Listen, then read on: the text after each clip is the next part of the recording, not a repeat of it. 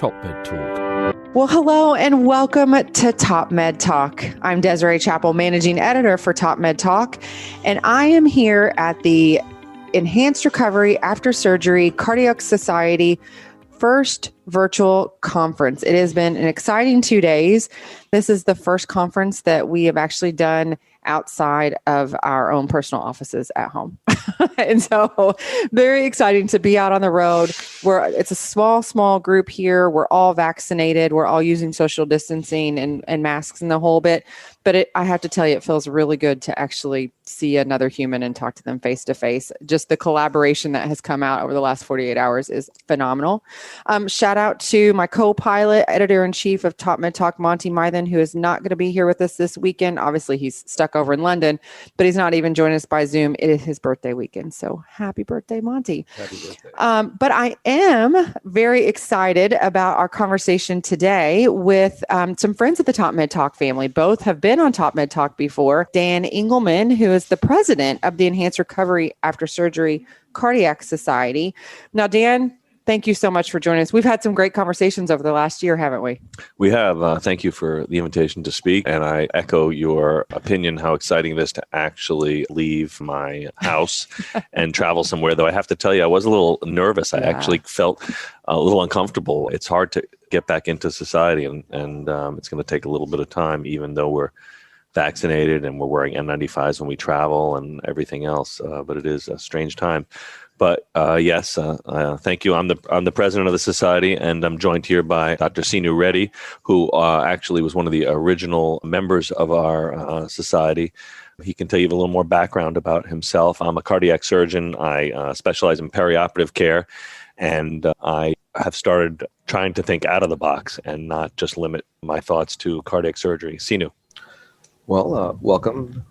Also, Dan, thank you for the kind invitation. Desiree, it's so great to be back on the TopMedTalk platform. It's such a great platform to spend some time on.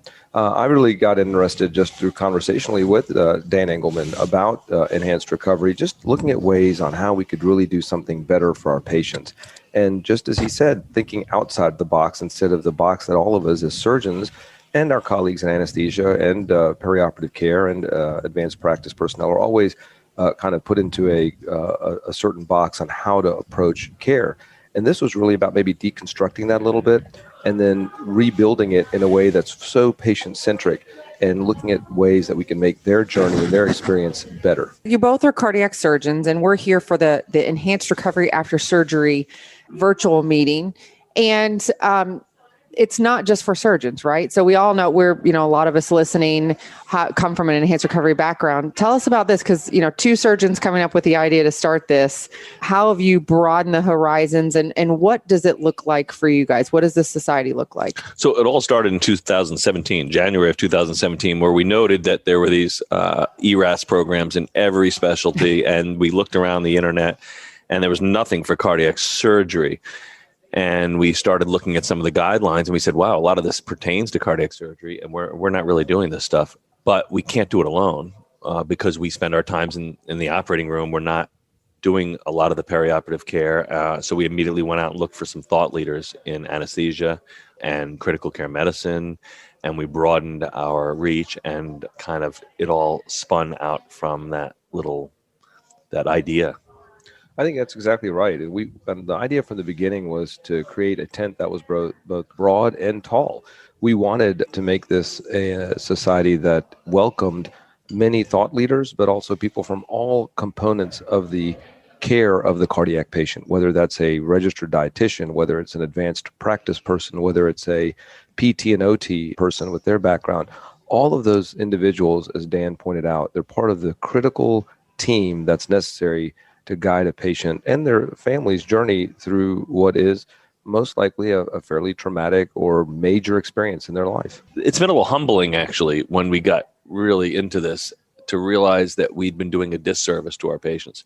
We'd spent so much time at our national meetings discussing what we did in the operating room and not paying attention to the preoperative optimization or the postoperative journey for our patients.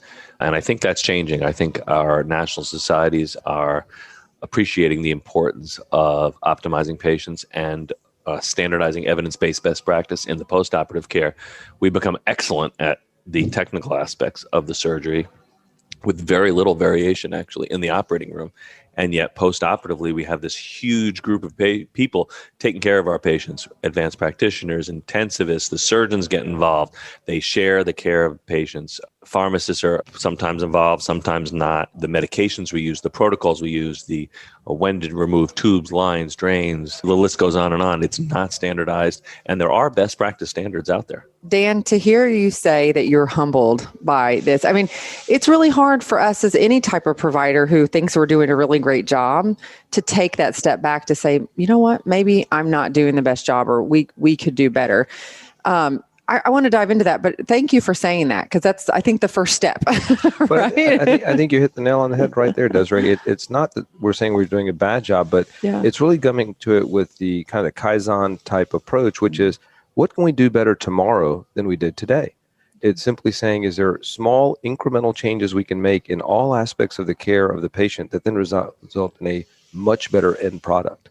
Yeah. And that's what we all strive to do. And it is humbling, but it's also exciting. Yeah. And what I particularly like about enhanced recovery is Dan pointed out there's some great protocols, there's some great evidence, but then there's also the opportunity to develop evidence and to learn from so many people around the world that may have discovered some little kernel of something that they're doing that is better than what's being done everywhere else. And you know what I've also noted? So we're having our virtual meeting right now. It's a 2-day meeting. This is the second day. And everywhere I go, if I'm not participating, I'm listening to it. And it's a lot of open discussion. And I learned something nonstop, some pearl. And it's not something that's a randomized controlled trial, someone showing me a slide of something they published. That stuff is not what I'm learning. What I'm learning is the kernels, the little tidbits of operationalizing things that are best practice. So the question will be posed to a panel of experts is, how do we reduce opioids after surgery, or how do we mobilize our patients? And people come up with these really innovative, low-hanging fruit. There's zero cost to some of these things,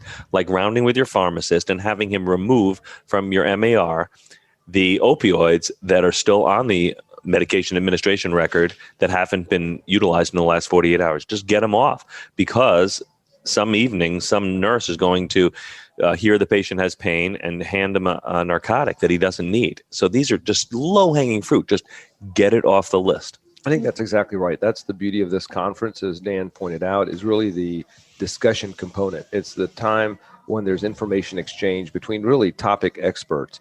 And what I noticed is, yes, the evidence is there. We know, for example, that it makes sense to give nutrition or bolster nutrition in those patients that are malnourished. We don't need to recreate that wheel and do another randomized trial. But what you come away with when you attend this conference or attend that session is, just as Dan said, those little tips and tricks that oftentimes are missing in our big national meetings. You see these surgical presentations and their tour de force type operations, but then you leave the meeting and it's not something you can really recreate back at your center.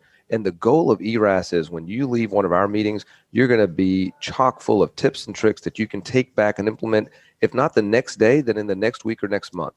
Yeah, absolutely. And I think that there's a huge need out there for protocols. Yeah. Everybody on our live chat is asking, they go, this is great stuff. Can you write it down? Can you give me something, a turnkey piece of paper I can bring back to my hospital and say, let's implement some of these steps? Not all of them, just some. Let's do this right now. We need it on a piece of paper written down. But that's the beauty of ERAS, right? We are actually so open format, such a big tent, that we're not trying to hold on to anything. In fact, if you go to our website, many of these protocols are on there, and that's what we're about: dissemination of information and improvement of care. But tell me about some of the other resources that you have with the ERAS Cardiac Society out there for providers.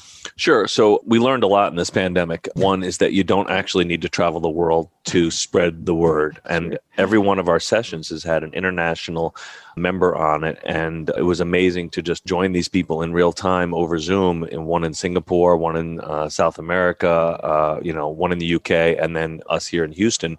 And it's just seamless. And that's the future. That's what meetings are going to be like. They're going to be hybrid. There'll be some interaction, some live speakers, and then there are going to be people from all over the world joining and interacting. I'm 100% convinced that's where we're heading.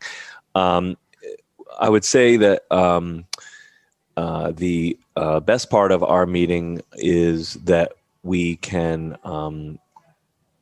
we're open to all suggestions. Nobody's smarter than anyone else. We don't have egos. It doesn't matter what you've published. We just want to hear from not necessarily thought leaders, but innovators, people who understand the importance of standardizing best practice and have interesting ideas and are willing to share them. So Exactly. in 2019, you all actually published, didn't you? We did. That was our first kind of conclave and a period of time that we came together and said, let's start out with a core. Let's take some of the core aspects of what we're doing. Let's look at the evidence. Let's grade the evidence.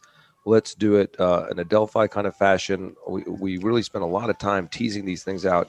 And that turned out, as Dan has pointed out to me many times, one of the landmark publications for JAMA surgery. Yeah, so that was surprising how much interest there was in that, because JAMA surgery caters to all surgical specialties, and yet in 2019 it was the most downloaded manuscript, which is the guidelines for perioperative care. And if you really read through them, we're not saying things that are outlandish. There's nothing in there. I mean, if you really, get down to brass tacks, we're saying, you know what? You probably should try not to give a lot of opioids. Yeah. You probably should get tubes, lines, and drains out early, extubate early, and follow your patients closely. Really, no kidding. I mean, that's what we wrote. And yet we looked at all the literature, we graded it, and we wrote it down. Nobody until then had really written down just a standard 21 steps of things you need to do. And it helped. Yeah, the other great thing that people have pointed out to me about that manuscript is that, it's like a really nice menu at a fancy restaurant. There's a lot of great stuff there. You don't have to eat it all. I mean, you can pick and choose among which you can implement and which are easy to implement, and then continue to come back to it to try to add. And then again, like meetings like this. I do have to point out, ERAS is also a great opportunity to collaborate with thought leaders in industry. There's a lot of development and work that goes on among industry that bring innovation to the marketplace. And then it's societies like ours and some creative people out there who can then transform that into really helping patients. Yeah, it's a huge educational resource, really. You said that people ask for protocols all the time. One thing that I loved about the guidelines, one, it stuck to the core principle of ERAS, because if you were not looking at that through the lens of cardiac, I mean, those are general, enhanced recovery principles. So I love that, because it shows once again that if we kind of standardize and do the same things for all of our patients, we can, translate this into many different things. And so I love that, being not specifically from cardiac. Yeah. So, and I have to give a shout out to the father of modern ERAS, which basically came from Sweden. Now it's Ali Lindquist has taken over, and he really, set us up with that and told us how to write those guidelines, gave us some thought leaders. And he's the one who really framed it for us. And he was been a tremendous help with us, and really made it so that what we wrote wasn't going to be, I would say, disruptive on the first level. It had to be basic. Yeah. Which I think it was disruptive just in the world that cardiac comes out and says, hey, we're going to do this too. So that was great. But I do think it is a great piece that I actually refer people a lot to when they say, oh, I want a protocol. Well, look at these guidelines, because you're going to have to write a protocol that works for your place. You can take copy and paste a lot of it, but there'll be some couple little nuances that you need, but there are some core things that you just need to include in everyone. And I think you guys did a good job about that. You're so right, Desiree. I think that's so important for people listening, is understanding that although these are fairly transportable guidelines that as they apply to each and every one of people's institutions or hospitals or locations, there may be individual challenges or barriers, but that's the challenge for all of us. So since that time, there have been more disruptive papers written about specific pieces of it in AKI prevention, in regional anesthesia, specific to cardiac surgery. And there are a bunch of really, good thought leaders writing in cardiac surgery. And I think there'll be a lot more papers. Oh, yeah, especially on prehab and post-hab. Absolutely. Yeah, that's going to be so really there's a lot more out there coming.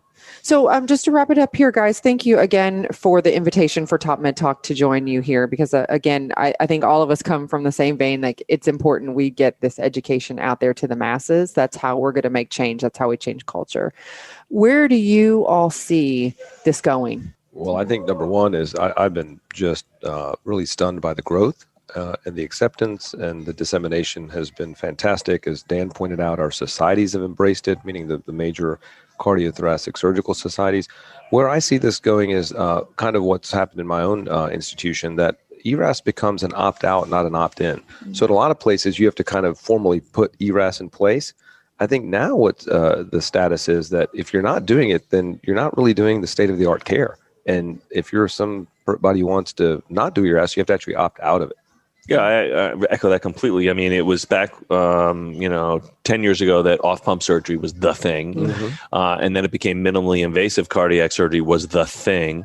And I would propose that now ERAS is the thing. It's the next frontier that is going to be the standard, not just for the fast track healthy patient, but for every single patient. Absolutely. And I think that also your platform is going to be key. We need to have more of these podcasts. We need short little vignettes, 8 to 15 minutes that people can listen to in the car on the way home, where they learn and hear the thought leaders having interactive discussions and get ideas. And that's the future really of education. It's not sitting in these major meetings at international locations and watching these double-blind randomized controlled trials with p-values. That's not how we're going to learn. Yeah, I think the future is bright, and I think the future is going to be about change and optimization to help patients. Yeah, I love it. Gentlemen, I just want to thank you so much. I know you need to get going on a bus to get over to the next session.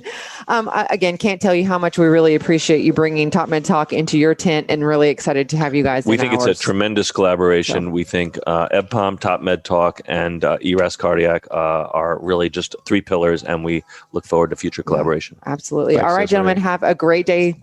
Cheers. Great to be with you. TopMedTalk. Thanks for listening to TopMedTalk. We are excited to announce the World Congress of Perioperative Medicine happening in London this year. Check it out at ebpom.org. It will take you through to our carbon-free conference center where it has the EBPOM platform. You can find more information. Be sure to subscribe to TopMedTalk and EBPOM at ebpom.org.